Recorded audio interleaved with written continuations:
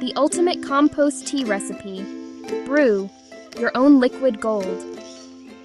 What if the secret to a knockout garden isn't in a bottle from the store, but bubbling away in a bucket on your patio?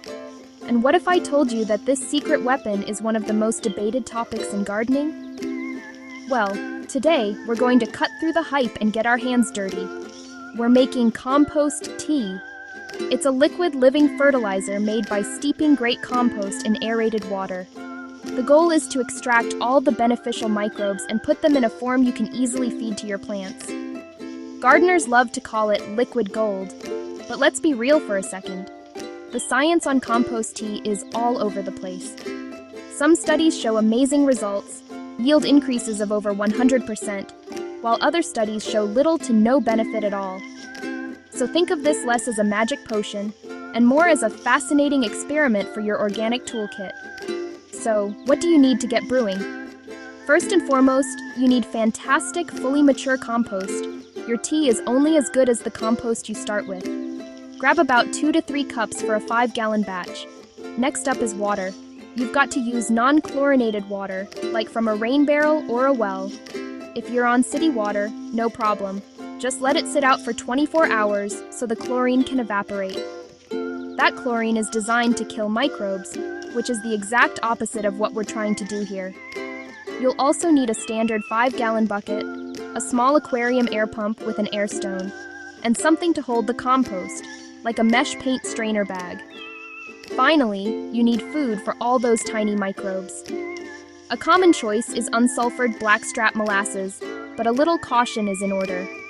While it feeds good bacteria, research shows that using too much of this simple sugar can also cause a population explosion of unwanted bacteria. We'll also toss in some liquid kelp or fish hydrolysate to offer a more balanced diet for a wider range of microbes. All right, ready to get this brewery in business? Let's do it. First, fill that bucket with your dechlorinated water. Drop the air stone in the bottom and get that pump going. You're looking for a good, rolling boil of bubbles. Aeration is probably the most critical part of this whole process. It's what keeps our beneficial, oxygen-loving microbes alive and thriving. Next, add the food for the microbes right into the water. For a 5-gallon batch, a tablespoon of liquid kelp or fish hydrolysate is perfect. If you decide to use molasses, stick to a single tablespoon at most. We want to feed the good guys, not encourage a bacterial free-for-all.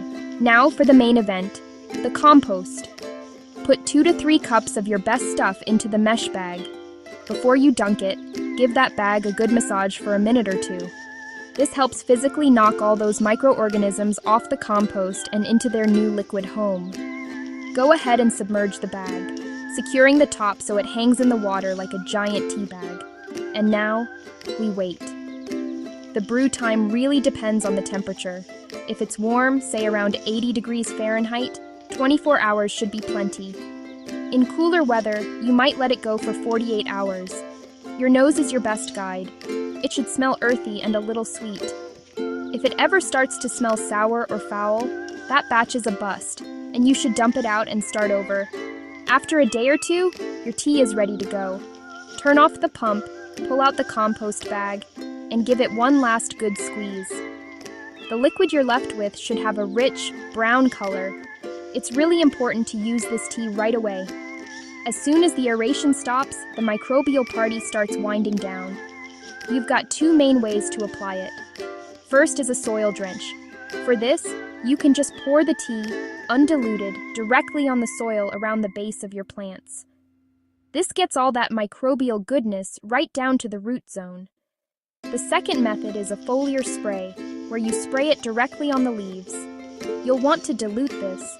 A 1-to-1 ratio of tea to water is a great place to start. The main idea here is to coat the leaf surfaces with beneficial microbes that can help outcompete pathogens. While some suggest leaves can absorb nutrients this way, the jury is still out on how much they actually take in. Always spray in the early morning or late afternoon to avoid any chance of leaf burn. And that's all there is to it. You've officially brewed your own batch of liquid gold. Have you tried making compost tea before? What kind of results did you see? Drop a comment below and let me know. And if you found this no-nonsense guide helpful, go ahead and give it a thumbs up and subscribe for more straightforward gardening tips. Brewing compost tea is an awesome experiment every gardener should try at least once. It's a hands-on way to connect with the living ecosystem in your soil and maybe give your plants a little extra juice. It's not a guaranteed miracle worker, and the science is still catching up to the claims. But it's a cheap, fun way to enrich your garden with stuff you already have. Just remember to manage your expectations, pay attention to the details, and enjoy the process. Happy brewing!